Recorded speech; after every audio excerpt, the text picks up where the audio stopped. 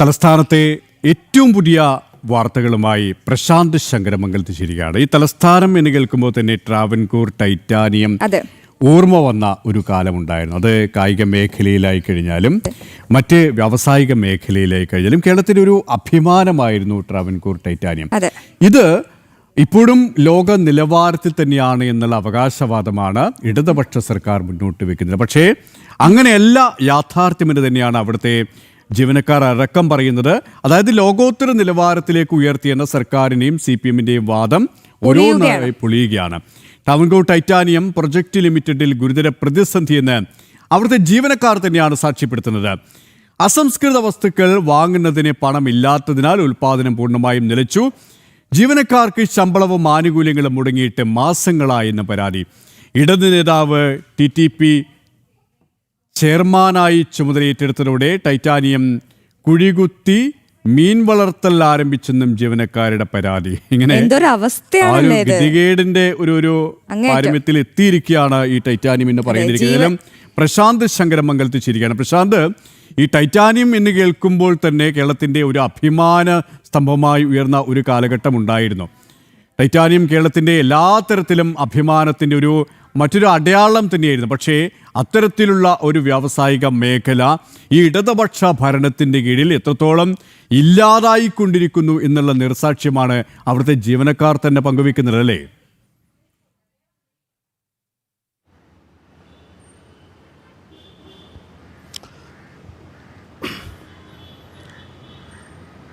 KP Aswathy, രാജ്യത്ത് തന്നെ മാതൃകയാകേണ്ട, കേരളത്തിൽ തന്നെ സാമ്പത്തികമായിട്ട് വളരെയേറെ വളർച്ചാ പ്രാധാന്യം നൽകേണ്ട ഒരു സംരംഭമായിരുന്നു ഇത്തരത്തിൽ ടൈറ്റാനിയം എന്ന് പറയുന്ന ഈ കമ്പനി.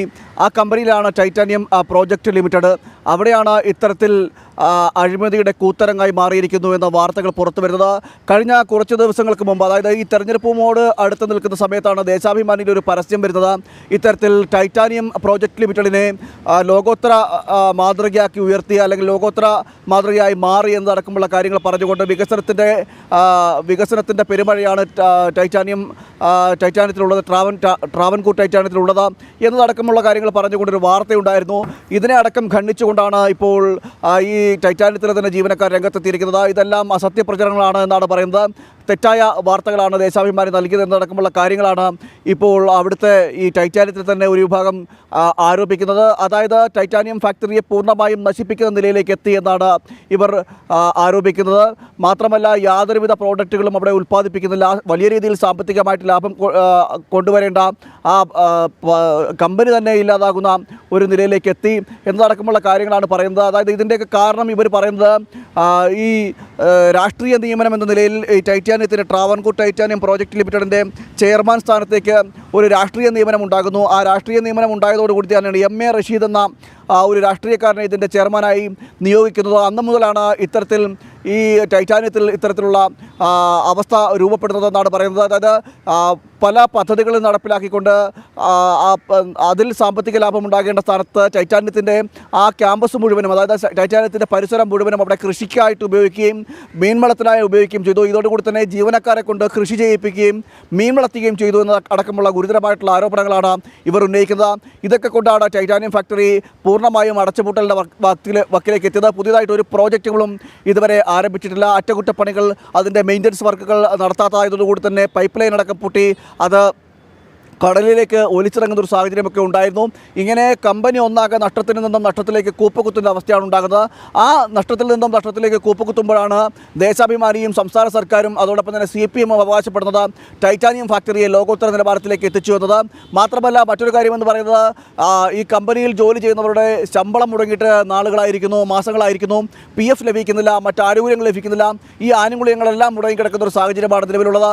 ഇത്തരത്തിൽ കമ്പനി ഈ കഴിഞ്ഞ 10 വർഷം കൊണ്ട് പിണറായി സർക്കാർ വന്നതിന് ശേഷമുള്ള 2016 മുതൽ 2026 വരെയുള്ള കാലഘട്ടം, ആ ഒരു 10 വർഷം കൊണ്ട് കമ്പനിയെ രാജ്യത്തിന് തന്നെ മാതൃകയാകേണ്ട വിവിധ പ്രോജക്റ്റുകൾ അവതരിപ്പിച്ചുകൊണ്ട് സാമ്പത്തിക ലാഭം കൊയ്യേണ്ട ഈ കമ്പനി നഷ്ടത്തിലേക്ക് കൂപ്പുകുത്തി എന്നതടക്കമുള്ള കാര്യങ്ങളാണ് ഇപ്പോൾ കമ്പനിയിൽ തന്നെ ജീവനക്കാർ വന്നത്. നേരത്തെ പ്രത്യക്ഷ സമരത്തിലേക്ക് ചെന്നിരുന്നു. മാത്രമല്ല, അഴിമതിയുടെ കൂത്തരങ്ങായി മാറി. നമുക്കറിയാം, ടൈറ്റാനിയം ഫാക്ടറിയിൽ നടന്ന ഇത്തരത്തിൽ വലിയ വലിയ അഴിമതികൾ നേരത്തെ തന്നെ പുറത്തു വന്നിരുന്നു. അനധികൃത നിയമനവുമായി ബന്ധപ്പെട്ടെല്ലാം പണം വാങ്ങിക്കൊണ്ട് നിയമനം നടത്തിയതുമായി ബന്ധപ്പെട്ട വലിയൊരു തട്ടിപ്പ് നടന്നിരുന്നു. അതിൽ വ്യാപകമായിട്ട് അറസ്റ്റുകൾ നടന്നെങ്കിൽ പോലും പിന്നീട് അത് എങ്ങുമെത്താത്ത ഒരു നിലയിലേക്ക് എത്തി. മറ്റ് രാഷ്ട്രീയ നിയമനങ്ങൾ നടക്കുന്നു, സ്വജനപക്ഷപാതം നടക്കുന്നു. ഇത്തരത്തിൽ CPM-ന്റെ ഒരു സ്വജനപക്ഷപാതത്തിൻ്റെ കേന്ദ്രമായി ഈ ഫാക്ടറിയെ മാറ്റിയെന്നടക്കമുള്ള ഗുരുതരമായിട്ടുള്ള ആരോപണങ്ങളാണ് ഇവർ ഉന്നയിക്കുന്നത്. എന്തായാലും രാജ്യത്തിന് തന്നെ മാതൃകയാക്കേണ്ട ഒരു സ്ഥാപനമാണ് ഇത്തരത്തിൽ രാഷ്ട്രീയവൽക്കരിച്ചുകൊണ്ട് ഇടത് ഭരണത്തിൽ രാഷ്ട്രീയവൽക്കരണം നടത്തിക്കൊണ്ട് ഇത്തരത്തിൽ ആ കമ്പനി തന്നെ നശിപ്പിക്കുന്ന നിലയിലേക്ക് എത്തിയത് എന്നതാണ് തെളിവ് സഹിതം എത്തിക്കൊണ്ട് ജീവനക്കാർ തന്നെ രംഗത്തെത്തിയിരിക്കുന്നത്.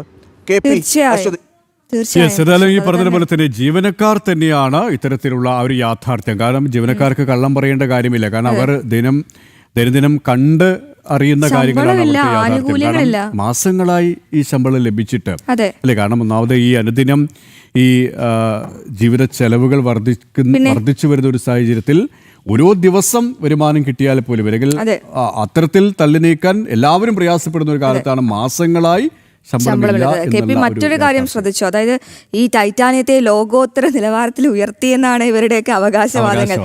എന്റെ സംശയം മറ്റേ കുഴികുത്തി അവിടെ മീൻ വളർത്തുകയാണ് ജീവനക്കാരെ കൊണ്ട്. അതായത് പുതിയ പ്രോജക്റ്റുകൾ ചെയ്യേണ്ട യങ് ബ്രെയിനെ കൊണ്ട് ഇവരവിടെ കുഴികുത്തി മീൻ വളർത്തുകയാണ്. അപ്പോൾ അങ്ങനെ കുഴികുത്തി മീൻ വളർത്തുക എന്നുള്ളത് ഒരു പുതിയ ട്രെൻഡായിട്ട് കണക്കാക്കി അങ്ങനെയാണോ ഈ ലോകോത്തര നിലവാരത്തിലേക്ക് എത്തിയത് എന്ന് ഗതികെട്ട അവസ്ഥയിലേക്ക് എത്തിയിരിക്കുകയാണ് ഇടതുപക്ഷ സർക്കാർ അല്ലേ?